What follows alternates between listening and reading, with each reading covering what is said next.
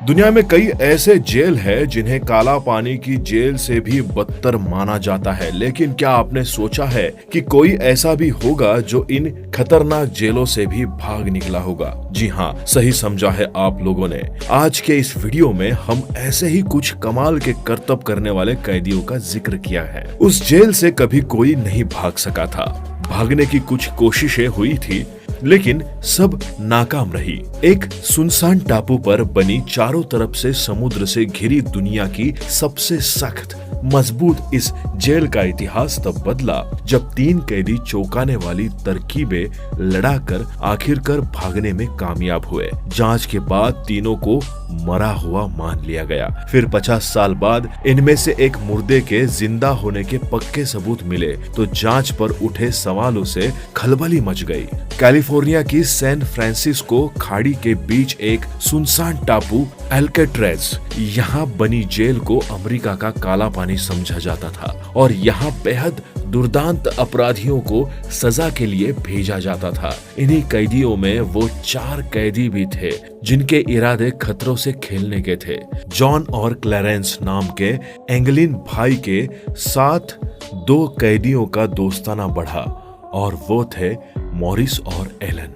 Jail में पानी की सप्लाई के लिए पाइपों के जरिए समुद्र का पानी बहता था। ये पाइप हर बैरक की दीवारों से होकर गुजरती थी, इसलिए खारे पानी की वजह से दीवारों का उतना हिस्सा कमजोर हो चुका था। मॉरिस को जेल की ये बारीकियां पता थी, इसलिए उसने बाकी तीनों को अपनी अपनी कोठरी में पाइप वाले हिस्से की तरफ से एक छेद बनाने को कहा, जो सीधे जेल के बाहर जाने का रास्ता होना था। चारों रोजाना 3 से 4 घंटे छोटी छोटी चम्मचों जैसे बर्तनों से काफी मोटी दीवार को तोड़कर छेद बनाने का काम करते रहे।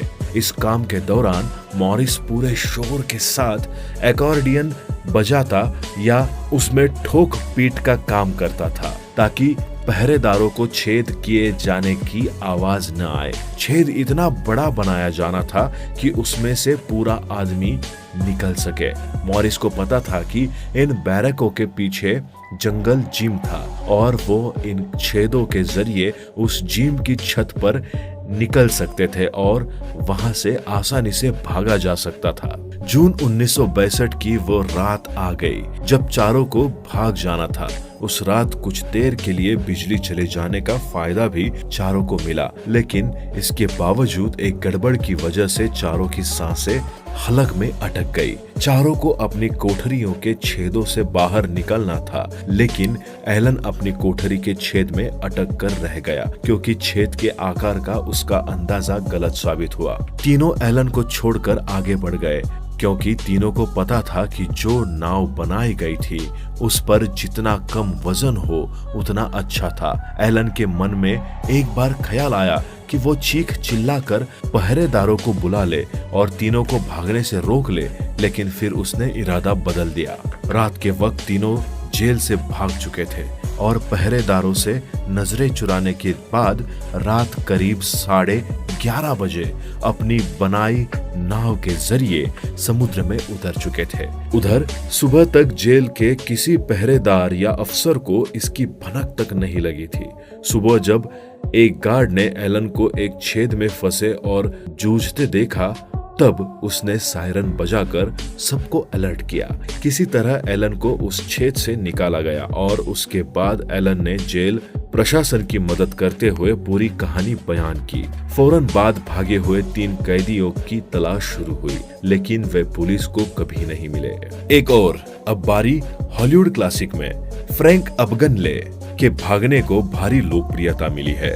फ्रैंक एक कुख्यात जालसाज और धोखेबाज था जिस पर film catch me if you can आधारित है। फ्रैंक ने 15 साल की उम्र में अपराध करना शुरू कर दिया और 2 बार जेल से भाग गया। पहली बार जब उन्हें अमेरिका भेजा गया था, फ्रैंक JFK में एक ब्रिटिश हवाई जहाज से भाग गए।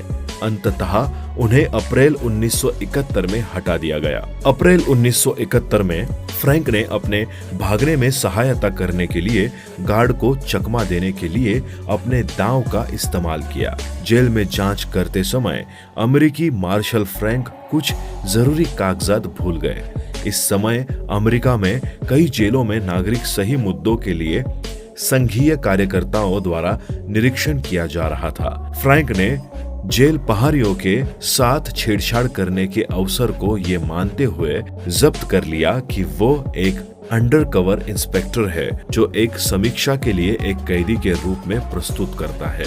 उन्होंने कहानी के निर्माण में कई हफ्ते लगाए। उन्होंने नकली FBI बिजनेस कार्ड को जाली बनाकर गार्ड्स को समझाने के लिए बाहर के एक साथी का इस्तेमाल किया जिसने उसकी पहचान एक अधिकारी के रूप में की। गार्ड ने उसे ये सोचकर विशेष उपचार दिया कि वे जेल को उड़ते हुए रंगों के साथ निरीक्षण में मदद कर रहे थे। आखिरकार वो जेल से बाहर चला गया और गार्ड ने इसकी अनुमति दी, ये सोचकर कि उन्होंने फ्रैंक को बेवकूफ बनाया था।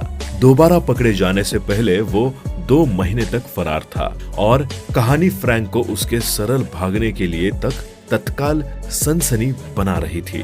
एक अन्य भागने की कहानी की बात की जाए तो उसमें ये कहानी टॉप पर तो नहीं है, लेकिन इस लिस्ट में ये तीसरे स्थान पर जरूर आई है।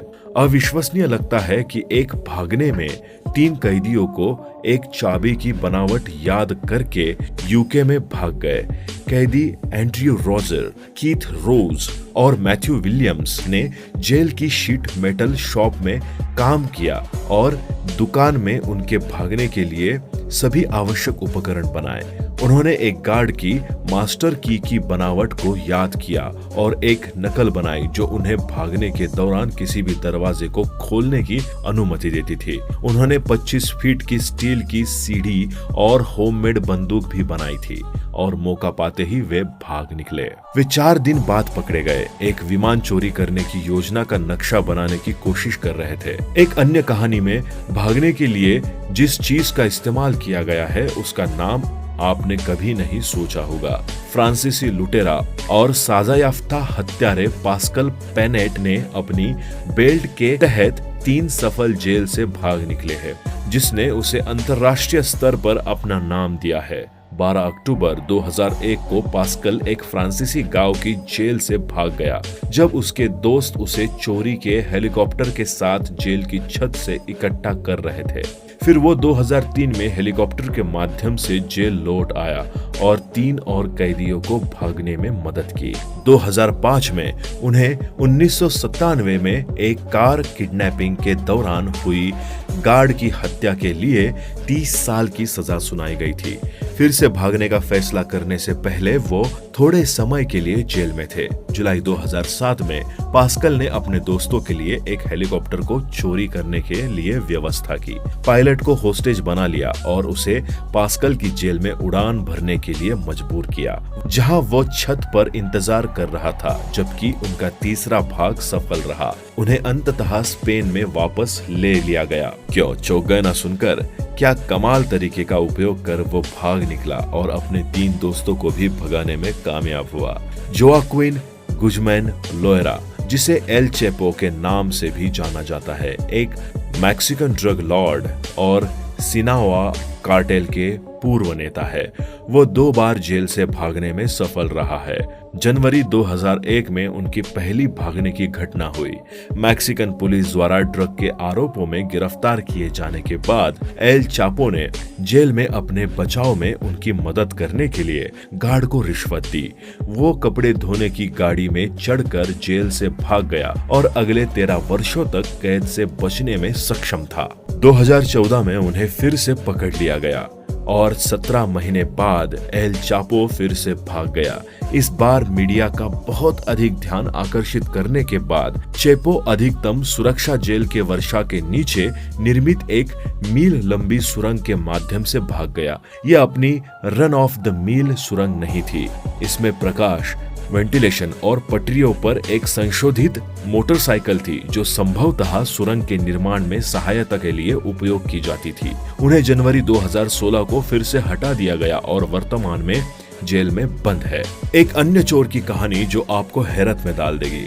दक्षिण कोरियाई चोई गै बोक को डकैती के आरोप में 12 सितंबर 2012 को गिरफ्तार किया गया था। चोई 23 साल की योग चिकित्सक थी और 17 सितंबर को गिरफ्तारी के ठीक 5 दिन बाद उन्होंने एक खाद्य स्लॉट के माध्यम से निचोड़ लिया, जो केवल 5.9 इंच लंबा और 17.7 इंच चौड़ा था। पूरे आंदोलन में कथित तौर पर 34 सेकंड लगे। उनके भागने से पत्रकारों ने उन्हें कोरियाई हौदीनी का उपनाम मिला, लेकिन वो सिर्फ 6 दिन बाद पकड़ा गया। चलिए जानते हैं आज की आखिरी कहानी के बारे में, डेविड स्वेट और रिचर्ड मैट। क्लिंटन सुधार सुविधा में 2 कैदियों ने महीनों तक अपनी योजना बनाई। दोनों कैदियों ने रसोई सहित जेल में स्पेशल यूनिट्स में काम किया, जिससे उन्हें साधनों तक पहुंच मिली।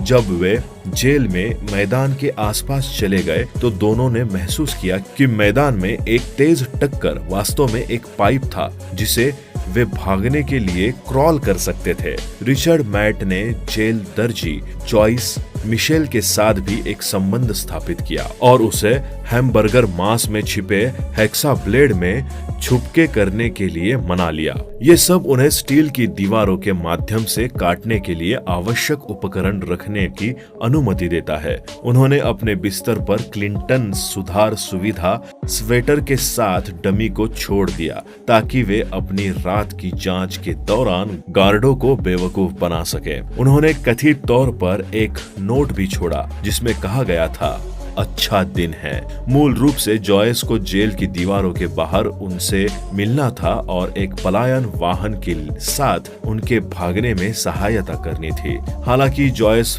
पलटने में नाकाम रहे और इस जोड़ी को अपने रास्ते पर जारी रहना पड़ा। अधिकारियों की ओर से कई दिनों के बाद दोनों अंततः स्थित थे और स्वेट घायल हो गए और उन्हें पकड़ लिया गया और मैट ने गोली मारकर हत्या कर दी। उम्मीद करते हैं कि आपको ये वीडियो पसंद आई होगी।